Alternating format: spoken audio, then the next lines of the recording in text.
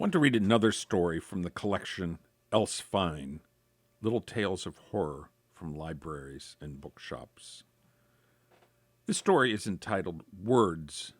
They're just words. Times Picayune want ad. Books for sale. Over 400,000 old books stored in 3 warehouses. Best offer takes them all. 15 Chupatulas Street. 555-0199. As a used book dealer, I read the want ads every day, looking for tag sales, church bazaars, charity book sales, private book sales, anywhere I can shake loose some fresh stock for my store. But I'd never seen anything quite like this ad. 400,000 books? It had to be a typo. But it did mention 3 warehouses, so it could be true. I picked up the phone, prepared to be told that the ad should have read 4,000 books or 400. Still, it was a lot of books. I waited anxiously as the phone rang 10, 12, 15 times, and just before I hung up, a winded voice answered, Prunier's residence. Do you have an ad in today's paper for some books for sale? Yeah. You're the first guy to call. Do you really have 400,000 books, or is that a typo? I really don't know how many books are here. I just took the number of shelves and figured maybe 50 books per. There's way over 8,000 shelves and another couple of rooms of about 3,000 unsorted boxes. It's really quite insane. Are you interested? Well, it does sound a little crazy. Is this a library shutting down? No, they're all from my dad's collection. He has been collecting for over 50 years. Anatole Prunier. You must have heard of him if you're in the used book business here in New Orleans. Sure, I've seen him at some book sales. Can I come over now and take a look around? Absolutely. I'll meet you in an hour at the door to the warehouse. 15 Chupatulas. Yeah, I knew who Anatole Prunier was. Only the biggest bibliomaniac who ever lived. The guy was first in line at every book sale and he was the last to leave, usually buying whatever was left at the end. I'd seen him at the Salvation Army, leaving with shopping carts full of books. He came into my store nearly every day and left with at least 20 books. He nearly paid my rent for 15 years, but he was like a plague. When a tag sale was advertised in the paper, he would call the homes and beg to come early. He'd usually clean things out the night before I pulled up at 6 a.m. He was always trying to sneak into book sales early. Even went so far as to hide the night before at the biggest book sale of the year at the public library. He pretended to be a volunteer, helping to sort books, and when it came time to close, he slipped under one of the tables and slept there all night so it could be first in the morning. He spent the night hiding books in the bathroom and under the staircase. When I reported him to one of the ladies running the sale, she just said, He's paying for everything. What's the problem? The money all goes to charity. Now hurry along and buy some yourself.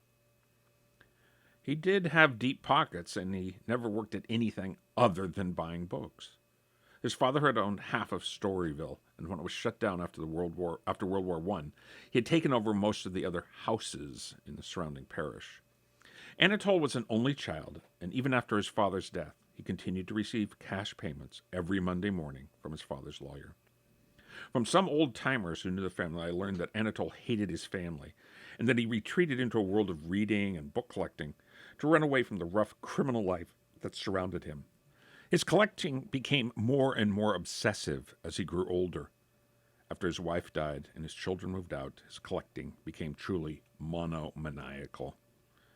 A doctor who had made a house call mentioned finding books everywhere in the house. Even the oven and bathtub were overflowing with books. There simply was nowhere to walk or move. Prunier slept on the fire escape for weeks, since he couldn't get into the house anymore. That's when he began buying old warehouses south of Canal and filling them too. When he had bought everything in New Orleans, he traveled to England after World War II and tried to buy everything there too. Then he hired agents to keep the books coming after he returned home. His 2 sons left the old man to his bibliomania as long as they got their cash in the mail every week.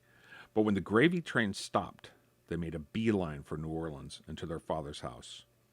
From the time the sons got there, he had been reduced to simply sitting with a blank stare while he muttered over and over, They're words. Just words. He had developed what appeared to be Alzheimer's or some kind of dementia, and they were going to have to move him into a home. From his son Felix, the one that answered the phone, I learned that the 2 sons were all who were left of the family. Neither of them gave a damn about the collection. It was all just so much pulp as far as they were concerned. They'd grown to hate everything about books, from long weekends, driving around the country, being left in the car while their dad bought more books. Felix said he was trying to get on the NASCAR circuit and he was in a hurry to get back to Daytona. He told me that his brother worked in a gambling casino in New Jersey that he had got into through some family contacts. Felix said that when the cash from his dad stopped coming in, they called the family lawyer.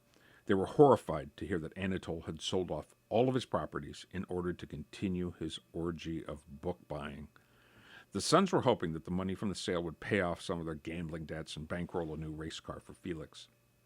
They were hoping to get millions, but they couldn't figure out why anybody in their right mind would want this stuff.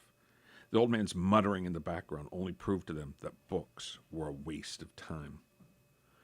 Well, so how much are they worth, was the first thing Felix asked me after I had been in the warehouse for about 5 minutes. I've only had time to scan the shelves. I would need days to get a feel for what's here. Do people really pay good money for this stuff? He asked with a slack jaw. The old man sure did. That's got to be some other wackos out there, he piped up Louis, the other son. I'll have to have some time. I probably can't even afford this. I'll get you an appraisal and you can put them up for auction. We don't want to wait. We want the money now.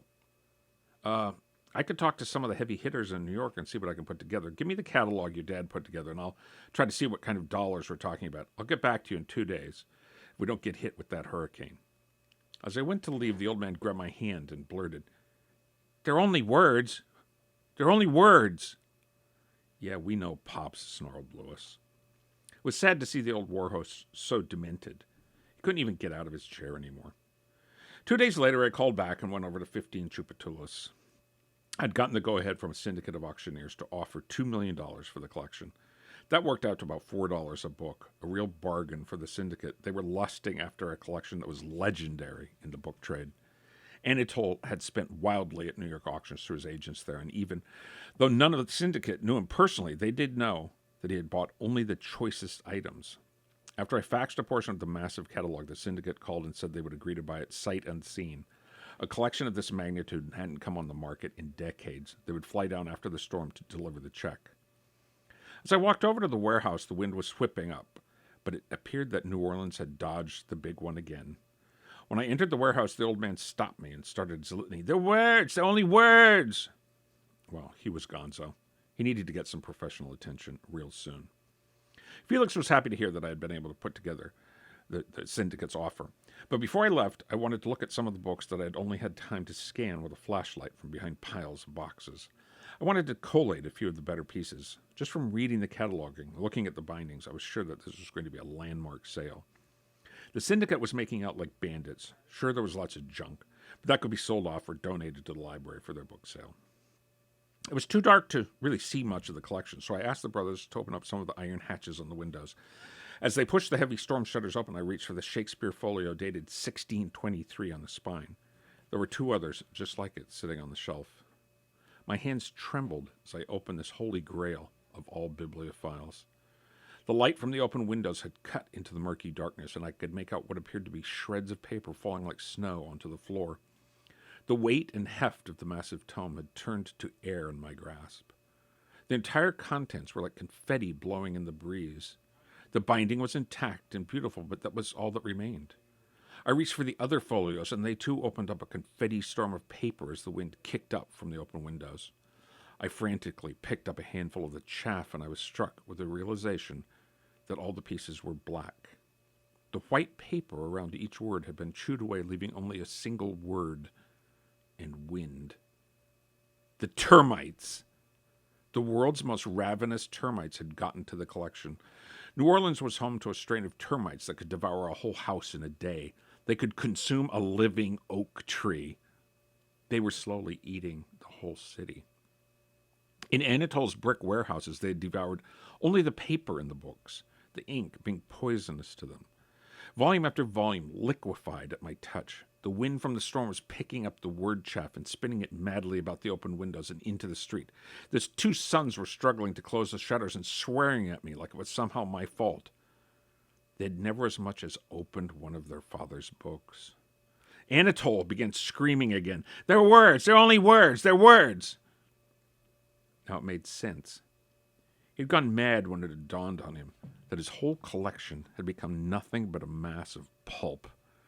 As the gathering wind forced open even more windows, Anatole jumped up from his chair and began chasing the whirling words, trying to cram them into his pockets, chanting, "They're mine! They're mine!"